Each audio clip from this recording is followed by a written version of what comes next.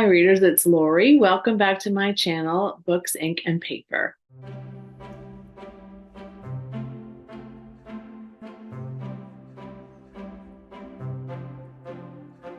I am here today with a tag, which I don't think I've done. Have I done that since I came back from not doing booktube? I'm not sure.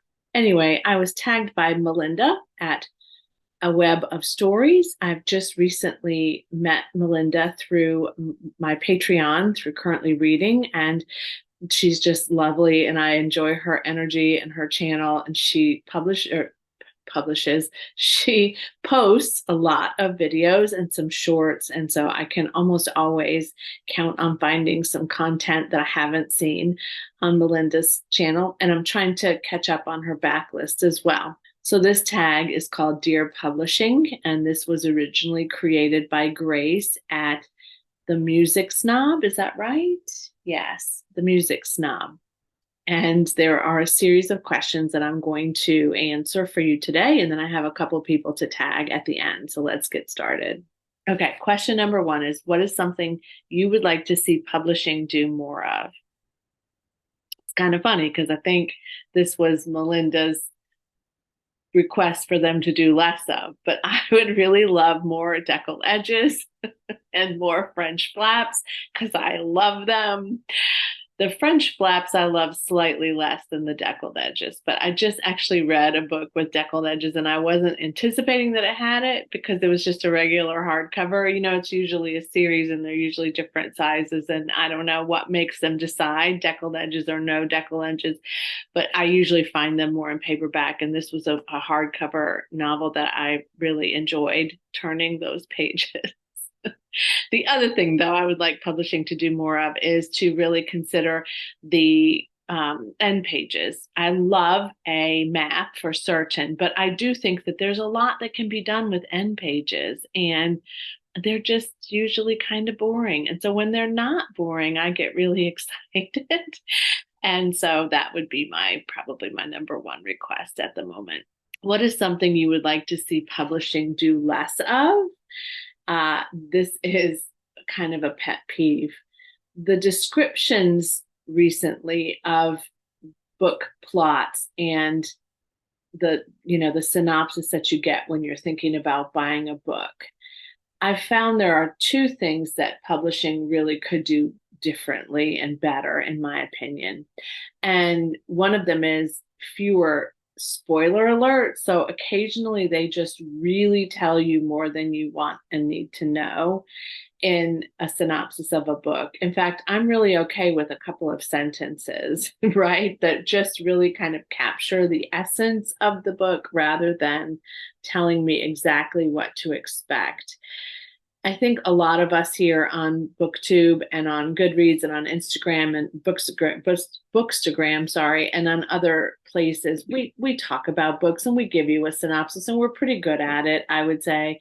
And I don't know that publishing is that great at it. And I know part of the challenge is that they're trying to sell it and they're trying to get people to be excited by it. And so they have a sense of how that's going to happen.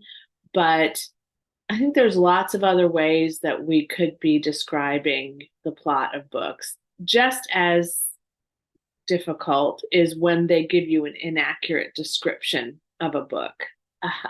So we're never going to know exactly how the book is going to hit us or land with us, but there are times when I've discovered recently, they focus on one piece of something that actually isn't even really a lot of what the book is about.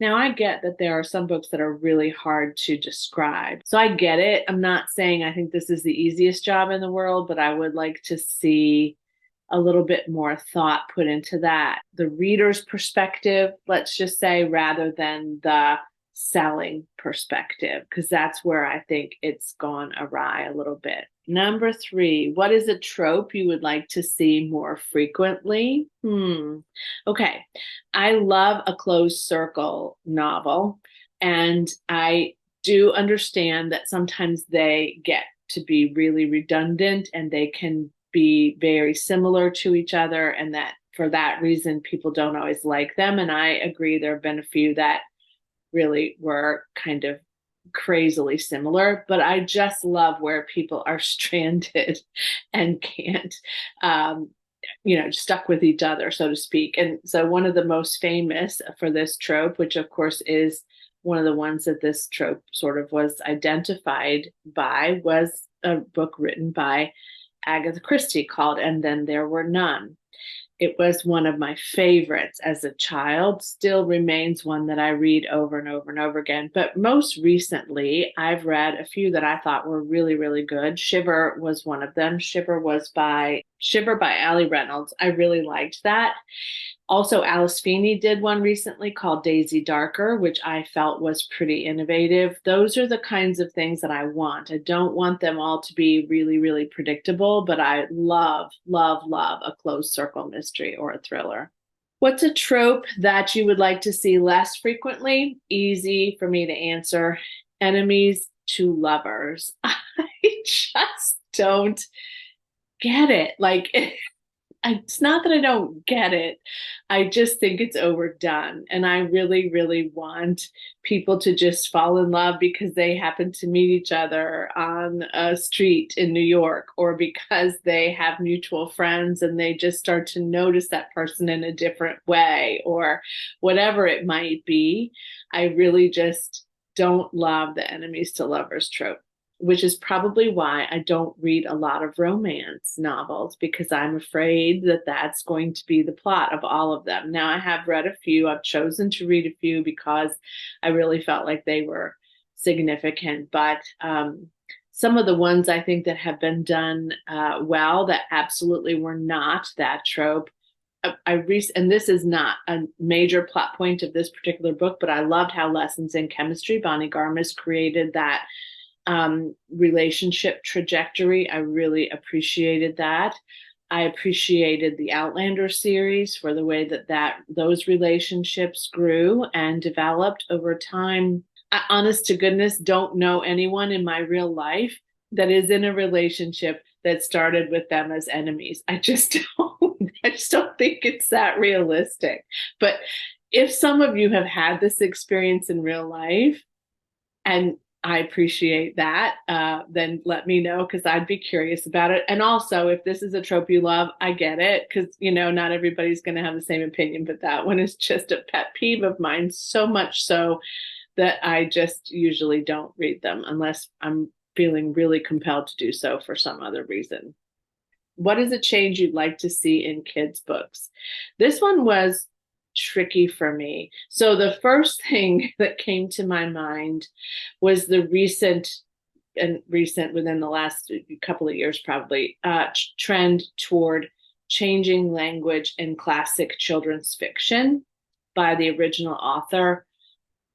This one really struck me hard because this is not a clear-cut answer. This is not my answer, but let me just say I've really struggled with this because the original author's work for me is precious and should be also preserved. And I understand that it was not, in some cases, it was very racist. It was very divisive. It was non-inclusive. It was cruel in some ways. I will be the first person to admit to you that Agatha Christie was very racist in her early books. If you read the original text, it's filled with racist language, slurs, not constantly, but there was a slur. And it's one of my least, it's one that makes me crazy instantly when I hear it. And she used it a lot. In fact, some of her books originally were called something different, one of them in particular. Several of her books have been changed. The titles have been changed, but there was one in particular just that was never published in that title in the US. So for that, I'm grateful. As far as I get this, but it's also a difficult piece for me in terms of children's literature. I think adults can really get settled with this and can really, process this in their own way and decide whether to read that author or not, realize the context and the placement in which it was created and how we were living in times where that was not something that anyone found a need to take out of a manuscript. However, in this day and age, I do think that those changes do need to be made. for the sake of our children and their reading experiences. Having said that, I also think that publishing could go a long way toward creating more inclusion and diversity, and in fact strengthening female characters and making male characters a little less stereotypical at times. I would say that's definitely something I think that could be shifted and changed, and of course much more inclusive in all ways. I do think that there's a space for kids to be seen, heard, and valued in books, and I'd like to see more of that, and I'd like to see them have peaceful, inclusive language in their literature as well. What is a very specific request I have for publishers? A specific request for publishers, I guess, that I would have would be to make available to us lesser known authors in more ways than I feel are currently happening. A lot of books don't come to my viewing if I don't do the research to find them.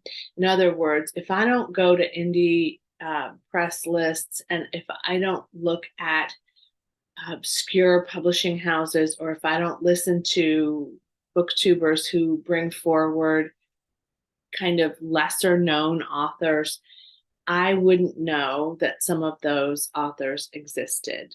I would definitely know that James Grisham is publishing a new novel. I would definitely know that Kate Morton is. And, I love Kate Morton. I'm not saying anything negative about those authors. Stephen King is another one. You immediately know when they're published. But I think there are a lot of books that are incredible that we're just not seeing. And I'm not sure how. I know how publishers make that decision sometimes because I've had conversations with a few of them, but I just would appreciate that if there was a place that readers didn't have to do their own research so carefully, or that readers were able to say, oh yeah, that's something I really wouldn't have known because it wasn't on my most anticipated reads list on, Goodreads or on some of the major blogs. I do think there's lots of room for some of these things to come forward, and I think as readers, we're hungry for them. That's just my take. Again, these are my answers, and so they're probably not going to be yours, but I would be curious about some of your answers to these as well. So I'm going to tag 2 people to see if they want to do this tag, and I'll hopefully be able to reach out and hopefully they will. So the first one is Jolene at Bookworm Adventure Girl.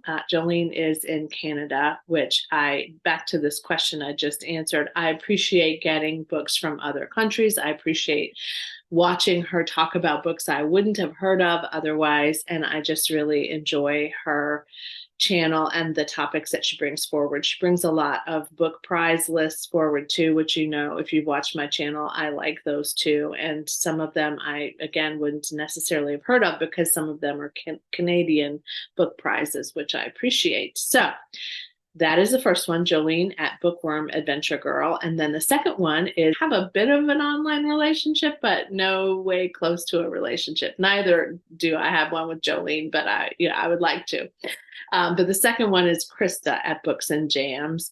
Krista's been doing this for a really long time. She's very prolific. But the reason why I'm actually tagging Krista is also because she reads a lot of middle grade books, and I think that she would be a good person to answer some of those questions about children's publishing, but also she reads a wide variety, and I think she probably has some opinions about these questions and the answers to them. I think both of these women would have good opinions on these. So again, thanks for the tag, Melinda. Check out Melinda's channel at A Web of Stories if you haven't already. Check out Krista's and Jolene's if you haven't already. And as always, happy reading. Bye.